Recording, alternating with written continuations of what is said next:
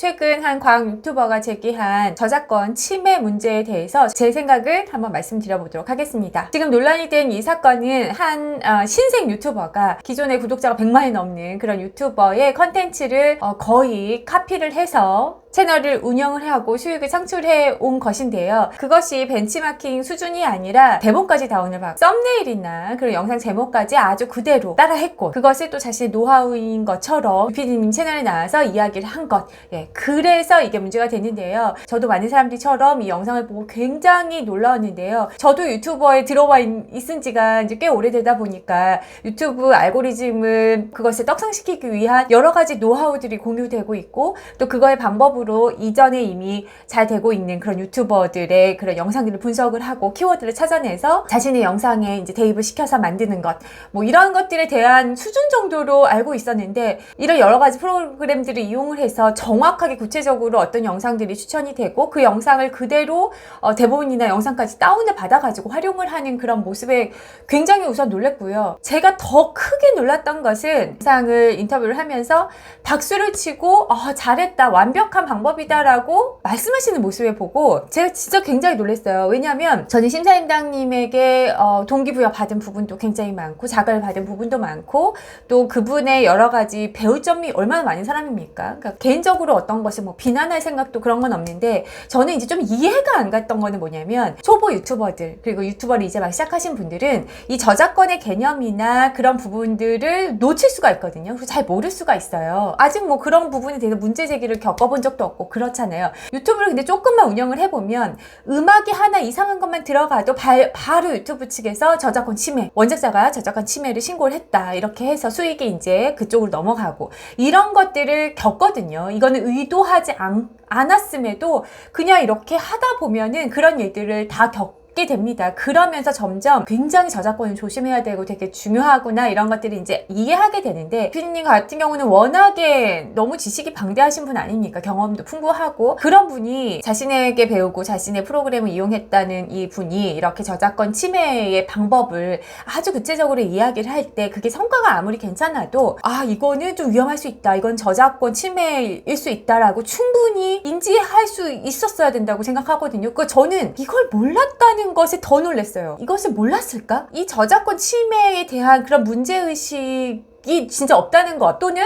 그것을 알고 있어도 별로 개의치 않아 하는 건지, 그 부분에 대해서 굉장히 좀 놀랬고 그 부분에 대해서 좀 실망을 했습니다. 만약 성과가 좋아서 어떤 인터뷰를 초대를 해갖고 공유를 하는데 그 내용 안에서 이렇게 너무 이거는 뭐 벤치마킹 수준이 넘어섰잖아요. 너무 본격적으로 베낀 거잖아요. 그랬을 때 그것을 갖다가 조금 문제가 될 수 있다고 당연히 이야기를 해줘야 되는 위치였던 사람이었는데 그렇지 못했기 때문에 지금 훨씬 더 문제가 커졌다는 생각이 좀 들고요. 저는 이번 영상에서 이제 그들을 뭐 이제 잘못된 것을 따지고 비판하고자 하는 그런 부분은 아니고, 이번 기회에 저작권 침해에 대한 부분, 그런 부분에 대해서 많은 사람들이 문제의식을 갖는 되게 계기가 되었으면 좋겠다는 생각이 들었어요. 저 역시도 요즘에 최근에 이제 자기개발 쪽이나 동기부여 그리고 돈 버는 법 이런 관련돼서 유튜버들이 작년부터 엄청나게 많이 많아졌는데, 그분들이 하나같이 굉장히 이상하다는 느낌을 좀 받았거든요. 그러니까 얼굴은 대부분 블라인드 되어 있고요. 가려져 있고, 어떤 영상과 음성으로 이렇게 더해져서 굉장히 세련된 편집으로 빠르게 시청 시간을 확보하면서 영상을 만들어 나가는데, 그 주제가 너무 비슷한 게 동시에 올라온다는 거죠. 그러니까 이 채널 저 채널 이렇게 뭐 여러 채널에서 같은 이야기가 동시에 나온다. 이거 되게 이상하다. 지금 최근에는 어떤 영상까지 제가 봤냐면, 제가 법률스님의 이제 팬이고 법률스님 채널을 굉장히 열심히 구독을 하는데, 법률스님이 얼굴이 있는 이런 썸네일이 있어서 클릭을 했어요. 당연히 법률스님 채널인 줄 알고 클릭을 했는데, 내용은 뭐였냐면 법률스님이 직문즉설을 했었던 그 영상을 그대로 대본으로 작업을 해서 이제 자막을 입히고요.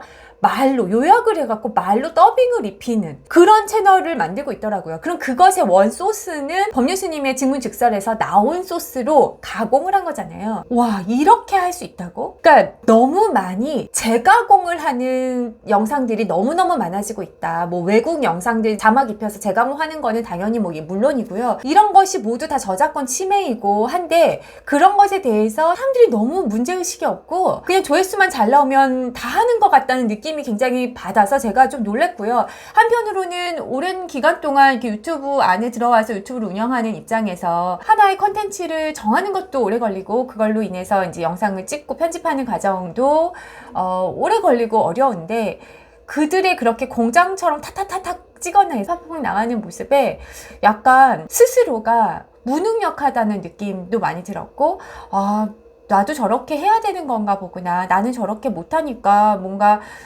실패자가 된 느낌이 들고요. 뭔가 이렇게 현타가 오는 그런 느낌을 많이 받았어요. 지금은 이슈가 이제 뭐 과학 유튜버로 얘기가 나왔지만 사실은 이거는 지금 유튜브 전체 모든 종류의 카테고리에서 지금 이루어지고 있는 내용이고요.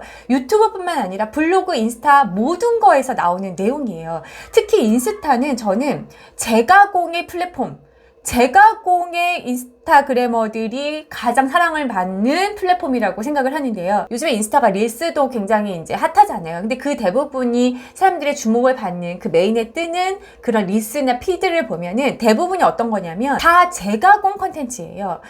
유명한 사람들이 관심을 많이 갖는 어떤 방송 프로그램을 아예 그냥 짤로 편집해갖고 간단하게 올리는 경우도 있고요. 아니면은 뭐 포털에 있는 심각한 그런 기사들, 뭐 사연, 이런 스토리, 자극적인 스토리를 갖고 와가지고 그냥 짜집게 해서 붙여서 카드로 만들어서 나오는 거. 그리고 누군가가 어떤 이렇게 힘들게 인사이트를 해서 글을 쓴 것들을 다시 짜집게 해서 간단하게 요약을 해가지고 카드 뉴스로 만든다거나, 유튜브에 돌아다니는 인기 있었던 영상을 그냥 갖고 와서 그 위에 뭐 자막 몇 개 붙여가지고 그냥 릴스로 만들어서 올려버리잖아요. 그리고 뭐라고 써져 있어요? 문제가 될 시 삭제하겠으니까 연락을 달라고 해요. 문제가 100% 문제가 되는 거죠. 100% 저작권 침해죠. 근데 문제가 되면 연락을 따로 달래요. 왜 연락을 그 사람들이 친절하게 해야 되죠? 그럼 그때 어떻게 해요? 삭제하죠. 이것을 만든 사람 자체가 벌써 이것이 저작권 침해라는 걸 분명히 알고 있다고 생각을 해요. 근데 문제가 되는 것보다 이 얻는 이득이 훨씬 더 크기 때문에 이걸 계속 지속하고, 문제가 되면 그럼 죄송합니다. 그 영상만 딱 내리면 되니까요. 뭐 쉽잖아요. 많은 사람들이 저작권 침해의 문제의식은 갖고 있는 사람들도 꽤 많이 있다. 그죠? 그렇지만 그것에 대한 어떤 처벌이 이루어진다거나 어떤 문제가 제기된 경우가 지금 없었기 때문에 모든 컨텐츠를 다루는 그 수많은 플랫폼에서 이런 문제가 지금 다 나오고 있다고 생각을 해요. 검색을 하는 사람들을 위해서 더 좋은 검색 결과를 만들어주기 위해서 있는 이 알고리즘을 사람들은 그것을 조사를 해서 얘의 허점을 활용해서 다시 가공해서 더 빠르게 성장을 하려는, 그 효율을 추구하는 그런 상황으로 지금 바뀐 것 같고, 수많은 곳에서 그런 관련 영상이 나오고 있는 것 같아요.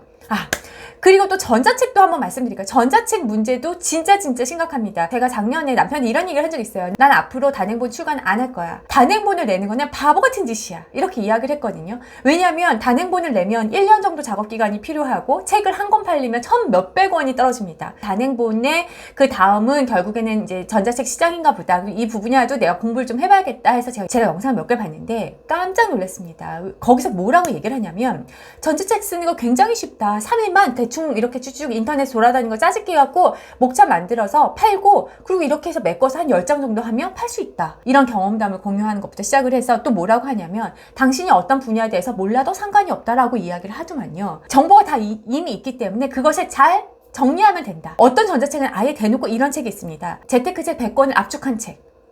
이렇게 나옵니다. 여러 가지 책들을 그냥 압축해놨다라고 하고 대놓고 말을 하죠. 그리고 목차 쓰는 거, 이런 것들도 이미 여기저기 그 관련 키워드에 나와 있는 책들의 그런 목차들을 참조해가지고요, 짜집기 해갖고 만들면 된다고 설명을 하고 있더라고요. 와, 너무 쉽다.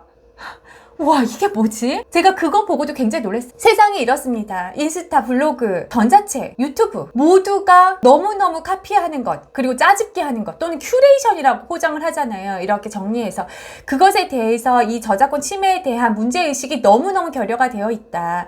그리고 그런 상황이 너무 지속되다 보니까 지금 그냥 수면으로 이렇게 나오게 된 것뿐이라고 생각이 듭니다. 그러면 결국엔 이런 것들은 어떻게 문제가 되느냐? 원래대로 자신의 컨텐츠를 만들기 위해서 머리를 쓰고 창작의 고통을 하고 글을 쓰고 시간을 보내는 그런 사람들에게 창작의 의욕을 확 떨어뜨리죠. 그뿐만이 아니라 이게 사실은 원래 원칙인데 자괴감이 상대적으로 허탈할 수 있잖아요. 아, 저 방법이 맞는가? 내가 지금 뭐 하고 있는 거지? 세상이 너무너무 결과 중심적이에요. 유튜브 도전은 굉장히 장기적인 관점에서 시작을 해야 되는 거라고 생각을 하는데요. 근데 이제는 더 이상 과정의 즐거움은 아무 의미가 없는 이야기라는 생각이 좀 들어서 굉장히 씁쓸했거든요. 결과만 중요한 세상이 된 것 같습니다. 그렇기 때문에 결과가 좋은 그 과정은 무슨 행동을 했건 어떤 것을 했건 결과가 중요하면 다 상관이 없어지는, 그게 이 사회 전반적으로 다 깔려 있는 것 같아요. 그게 그냥 이번 사건에 되게 단편적으로 나온 것 같아서 굉장히